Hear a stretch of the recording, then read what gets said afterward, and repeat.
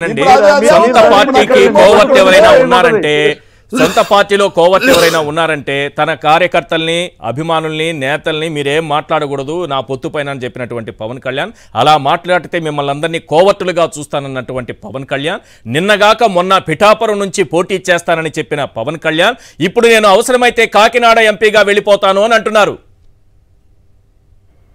ఇదే breaking news. Pithapuram నుంచి ఎన్నిక ఏది ఇంకా షెడ్యూల్ ఇప్పుడే వచ్చింది, ఇంకా ప్రచారం కూడా మొదలు కాలేదు, అప్పుడే పారిపోతే ఎట్లా సార్? మిమ్మల్ని నమ్ముకున్న కార్యకర్తలు ఏమవ్వాలి? పాపం తిట్టిన వాళ్ళు మొన్న తిట్టారు, వాళ్ళ తిట్లకు భయపడి పారిపోతున్నాడా ఈయన? అసలు ఏం జరుగుతుంది చూడండి. పిఠాపురం నుంచి పోటీ చేయటంపై పవన్ కళ్యాణ్ తర్జన భర్జన. బీజేపీ నాయకత్వం నన్ను ఎంపీ ఎమ్మెల్యేగా పోటీ చేయమని చెప్పింది. కాకినాడ ఎంపీగా ఉదయ్ శ్రీనివాస్ పోటీ చేస్తారని ప్రకటించాను. ఒకవేళ అమిత్ షా చెబితే నేను కాకినాడ ఎంపీగా పోటీ చేస్తాను. నేను ఎంపీగా పోటీ చేస్తే పిఠాపురం ఎమ్మెల్యేగా ఉదయ్ శ్రీనివాస్ పోటీ చేస్తారు. ఇప్పటికే పిఠాపురం నుంచి తనను తాను ప్రకటించుకున్నటువంటి పవన్ కళ్యాణ్, ఎమ్మెల్యే అభ్యర్థిగా ప్రకటించుకున్న పవన్ కళ్యాణ్ ఈ రోజు మాట్లాడిన మాటలు. ఇప్పుడు అవసరమైతే మళ్ళీ కాకినాడ ఎంపీగా వెళ్తానంటున్నారు. అయిపోయింది పార్టీ పరిస్థితి. పార్టీ పరిస్థితి ఇక్కడికి క్లోజ్ అయిపోయింది. ఆయన క్లియర్ గా ఒక్కొక్క రోజు ఒక్కొక్క సంకేతం ఇస్తున్నారు. ఈ రోజు ఏదో ట్రైలర్ రిలీజ్ చేశారు సినిమాది. గ్లాస్ పగిలిపోతే చాలా ఇంకా బాగా కత్తి బాగా తెగుతుందంట. గ్లాస్ అంటే అదేదో సైజు కాదు సైన్యం చూడాలంట. గ్లాస్ ఎవరు రాశారు ఈ డైలాగ్? అది పోతే పోయింది సార్. ఆయన సినిమా డైలాగులు ఎక్కడైనా పోయినా, ఆయన సినిమాలు ఏమన్నా అయిపోయినాయి. ఈయన నమ్ముకున్న పార్టీ ఏమైపోవాలి? నందిగం సురేష్ గారు, అయిపోయినట్టేనా పార్టీ పరిస్థితి? ఇదే జరిగితే సార్ అది సార్ ఎప్పుడు అయిపోయిందంటే మీరు ఇప్పుడు మళ్ళీ ఉందని మీరు నేను చెప్తా ఉన్నది అదే సార్. పవన్ కళ్యాణ్ ఏమి ఆయనకు ఒక ఎజెండా ఏం లేదు. చంద్రబాబు నాయుడు చేతిలో రిమోట్ ఉంది. ఆయన ఏ పాటకు డాన్స్ చేయమంటే ఆ పాటకు పవన్ కళ్యాణ్ వేయాల్సిందే. అట్లా కాదు నాకు నచ్చిన డాన్స్ చేస్తానంటే డొక్క పగలు కొడతాడు ఆయన. పవన్ కళ్యాణ్ చంద్రబాబు నాయుడు అనే వ్యక్తి కనిపించడం లేదండి. ఎన్ని మాటలు మారుస్తాడండి ఆయనంట. రాష్ట్ర నాయకుడు అంట, ఒక పార్టీ అధ్యక్షుడు అంట. ఎన్ని పడితాన్ని దేటుకు వచ్చిందోటికి. ఇప్పుడు స్టేజీ మీద ఒక మాట మాట్లాడి దిగేటప్పుడు మళ్ళీ మైక్ తీసుకొని ఇంకా వేరే మాట మాట్లాడిన ఆశ్చర్యపోవాలని పర్లేదండి. ఎందుకంటే తన భవిష్యత్ అంతా చంద్రబాబు నాయుడుతో ఆధారపడింది. రైట్, ఒకసారి పవన్ కళ్యాణ్ ఏమన్నారు? ఏం చెప్తే చేస్తాడు.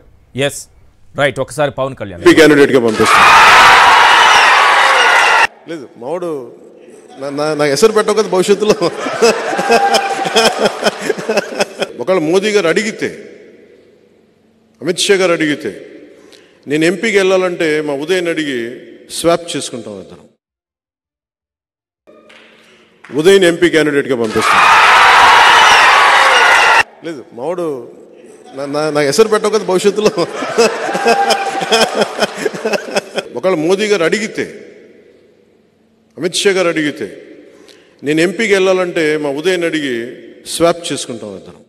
ఇది ఇప్పుడు జనసేన పార్టీకి సంబంధించినటువంటి కార్యకర్తలకి ఏం చెప్తారు సార్ ఈయన నమ్ముకున్నటువంటి వాళ్ళకి? కుక్కతో కట్టుకుని గోదావరి ఎదకంటారా బాబు, ఇటు నిలకడలు ఎన్నుడతారు. రోజుకు ఒక మాట, పూటకొక ఫుడ్ అన్నట్టు. ఉంటే ఉండండి, పోతే పొండి అంటాడు సార్. ఇంకేం లేదు. అలా ఏమైనా అడిగారు ఇంకోటి తిరిగి కోవట్లే వాళ్ళు. అంచేత వాళ్ళకి అడిగే స్థాయి సామర్థ్యం లేదు.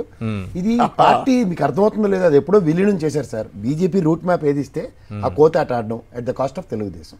ఇక్కడ తెలుగుదేశం ఈ రెండు చేతులకి బేడీలు వేసినట్టు ఒక చెయ్యికి బేడీ ఏమో తెలుగుదేశం వేస్తే ఇంకో చెయ్యి ధృతరాష్ట్ర కౌగిల్లాగా బీజేపీ వేసింది. అంచేత ఆయన ఎటు వెళ్తాడో ఆయనకే తెలీదు. ఆయన అంతా రిమోట్ కంట్రోల్ పవన్ కళ్యాణ్ది చంద్రబాబు నాయుడు దగ్గర ఉంటుంది. ఈయన కారు వేసుకుని ముందుకెళ్దామన్నా నేనైతే పార్టీకి వెన్నుపోటు పొడవరు, ఆయనే కోవర్ట్గా మారరు అని నేను అనుకుంటున్నా. పిఠాపురం నుంచి ఆయన పోటీ చేస్తారేమో అని భావిస్తున్నా. చూద్దాం. ఆయన చెప్పినట్టు కాకినాడ ఎంపీగా వెళ్ళి అటు నుంచి మళ్ళీ ఏం చేస్తారో పార్టీని అనేది. రేవంత్ రెడ్డి గారు చెప్పారు షర్మిలమ్మ గారు నీ ఎమ్మెల్యే కింద గెలిపించి ముఖ్యమంత్రి చేస్తానంటే ఆవిడేమో అవినాష్ మీద ఎంపీగా నిలబడతాను అన్నట్టు. రైట్, మంచి పాయింట్ చెప్పారు.